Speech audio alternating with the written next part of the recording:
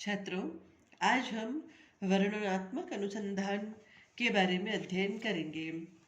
वर्णनात्मक अनुसंधान वह अनुसंधान है जिसका उद्देश्य समस्या के संबंध में पूर्ण, यथार्थ एवं विस्तृत तथ्यों की जानकारी प्राप्त करना है। इसमें वास्तविक तथ्यों का संकलन किया जाता है और इन तथ्यों के आधार पर समस्या का वर्णनात्मक विवरण अथवा चित्रण प्रस्तुत किया जाता है। इस प्रकार के अनुसंधान की मूल आवश्यकता यथार्थता अथवा पूर्ण सूचनाएं हैं। इसलिए वर्णनात्मक अनुसंधान से संबंधित प्ररचना का निर्माण इस प्रकार से किया जाता है कि पक्षपात कम से कम हो और तथ्यों की विश्वसनीयता अधिक हो। तथ्यों की विश्वसनीयता का अर्थ है कि यदि अध्ययन की पुनरावृत्ति की जाए तो वैसा ही विवरण पुनः प्रस्तुत हो जाएगा। इस अनुसंधान द्वारा समुदाय का चित्रण, इसके सदस्यों के आयु वितरण, राष्ट्रीय तथा धार्मिक पृष्ठभूमि, भौतिक तथा मानसिक स्वास्थ्य तथा शिक्षा के स्तर पर सामुदायिक सुविधाओं, उपलब्ध पुस्तकालयों तथा अपराधों की संख्या अथवा सामाजिक संगठन की संरचना तथा व्यवहार के प्रमुख प्रतिमानों आदि विविध विषयों का अध्ययन किया गया है। जनजातियों के चित्रण, सामाजिक संगठन की संरचना तथा अपराधों की संख्या एवं विवरण संबंधी अध्ययनों में इस प्रकार के अनुसंधान का प्रयोग किया गया है। सदस्यों के समरूप व्यवहार तथा मनोवृत्तियों के अध्ययन तथा विशिष्ट प्रकार के पूर्वानुमान तथा चरों के संबंधों का अध्ययन करने में इस प्रकार के अनुसंधान का सफल प्रयोग किया जाता है। वर्णनात्मक अनुसंधान केवल उसी परिस्थिति में किया जाता है जबकि अध्ययन समस्या के बारे में काफी पूर्व ज्ञान पहले से ही उपलब्ध है। इन अनुसंधानों में तथ्यों का संकलन विभिन्न प्रविधियों द्वारा किया गया है, जैसे कि साक्षात्कार, प्रश्नावली, विधिवत प्रत्यक्ष अवलोकन, सामुदायिक प्रलेखों का विश्लेषण तथा सहभागी अवलोकन इत्यादि। अनेक प्रविधियों के प्रयोग की स्वतंत्रता का अभिप्राय यह नहीं है कि वर्णनात्मक अध्ययन अन्वेषणात्मक अध्ययन की तरह लचीला है।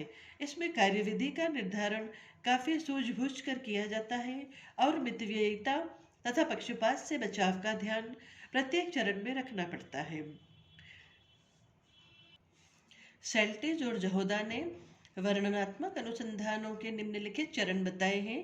पहला, अध्ययन के उद्देश्यों का निर्धारण। दूसरा, तथ्यों के संकलन की विधियों की प्ररचना। तीसरा, निदर्शन का चयन। चौथा, सामग्री का संकलन तथा परीक्षण।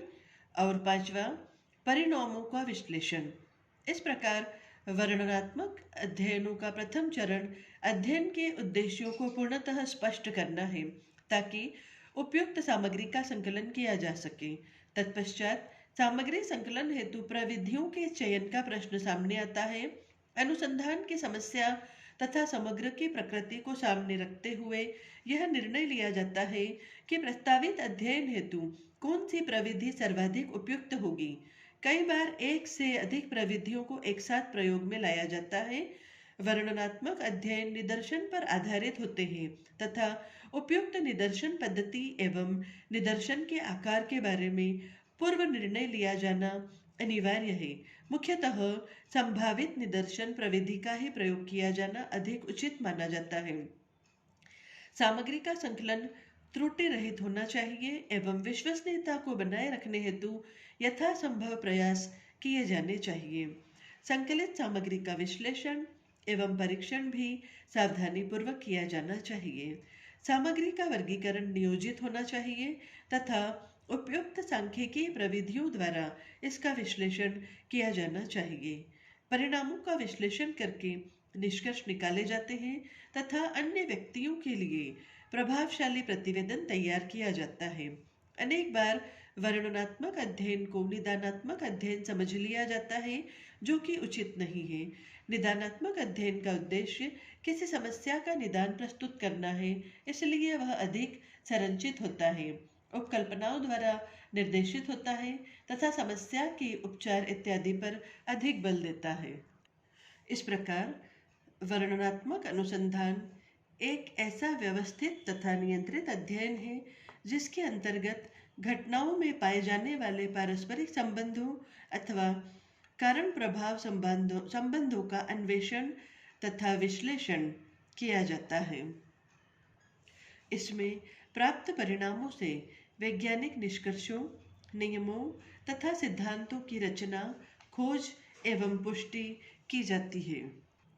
इस प्रकार के अनुसंधानों का प्रमुख लक्ष्य वैज्ञानिक पद्धति के प्रयोग द्वारा प्रश्नों के उत्तर खोजना है।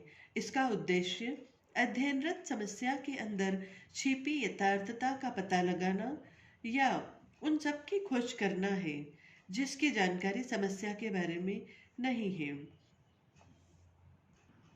किसी घटना के बारे में जानकारी प्राप्त करना अथवा इसके बारे में नवीन ज्ञान प्राप्त करना, किसी व्यक्ति, परिस्थिति अथवा समूह की विशेषताओं का सही चित्रण करना, किसी वस्तु के घटित होने की आवृत्ति निर्धारित करना तथा इसका किसी अन्य वस्तु के साथ संबंध निर्धारित करना, विभिन्न चरों में कार्य कारण संबंधों वाली उपकल्पनाओं का परीक्षण करना आदि कार्य इस प्रकार के अनुसंधानों में किया जाता है।